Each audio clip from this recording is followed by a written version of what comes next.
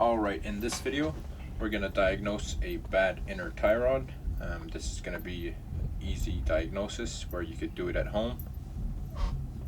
Usually with a bad inner tie rod you won't hear any knocking or thumping. So the car I'm driving does have a bad inner tie rod, and I'll show you how we can confirm it. But the first clue is when driving along the road or hitting any bumps or any potholes, your steering wheel will shake more than usual. So that's the first clue. Alright, so the first step is we're going to go ahead and jack up one side of the car. Okay, so for this next part you're going to need someone to help you out. So have someone grab the wheel at 9 and 3 o'clock and then have him shake it just a bit so we could see any looseness in any joints. So if any of your suspension components are loose, you're going to feel the wheel shake a bit, and that's not normal. You need it to be solid with no movement. So the movement that you're going to feel is like a small side to side, kind of like a thumping noise or a small knock. And now as he's shaking, we're going to focus on the ball joint here, and as you can see the boot isn't moving, so we know that there's no loose joint there. Now we're going to go ahead and focus on the tie rod, the outer tie rod, and as we can see the boot isn't moving. That's kind of the clue it gives. If there's any loose joints, the boot is going to start to move, so we don't see anything here. Now we're going to go ahead and see the inner tie rod, which is the last joint that's left. So it's kind of hard to see because the joint is covered with the rubber boot, the sleeve on the rack and pinion.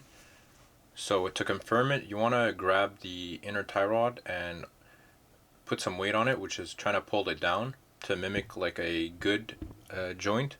And with that, the person shaking, the person helping you shake the wheel should not see or not feel the movement anymore, and that's how you know you've isolated the bad joint.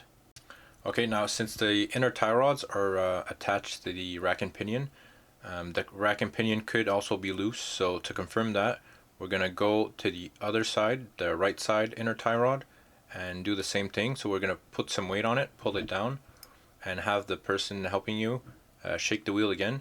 And if you do feel movement from the other side into the right side inner tie rod, that means the rack and pinion, there's probably something loose inside.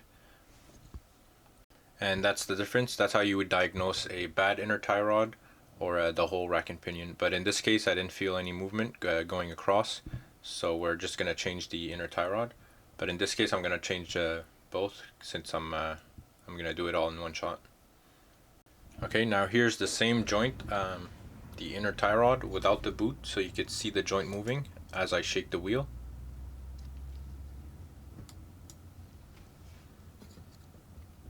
And then keep your eyes out on the top of the joint here. You'll see the movement. It's moving in and out, and that's enough to cause like a shake in the steering wheel or a shake in your suspension.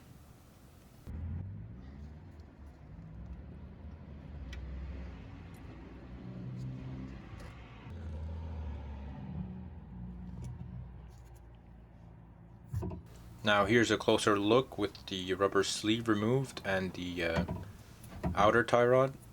Usually this joint is supposed to be tight, but as you can see it's all loose. You could just flick it with one finger, and it's not supposed to be loose like that. It should be nice and tight.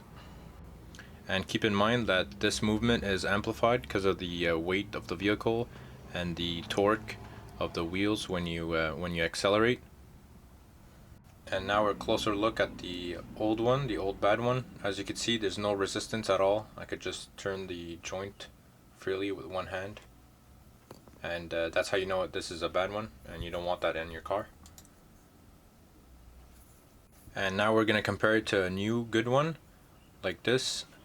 And as you can see, the joint is harder to move. It shouldn't really move at all. It's only going to move when it's on the car, and the car's generating enough torque with the wheels when you turn your steering wheel back and forth. But just from holding it in my hands, I couldn't really move the joint, so you know that this one is good. Now after the repair is done, the new inner tie rod is in. We're going to confirm the repair by doing the same thing. We're going to shake the wheel at 9 and 3 o'clock from side to side, and we shouldn't feel any movement or any thumping.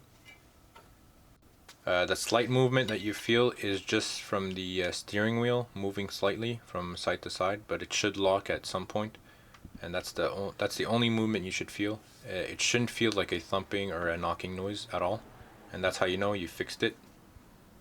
And that's it. That's how you diagnose a bad inner tie rod.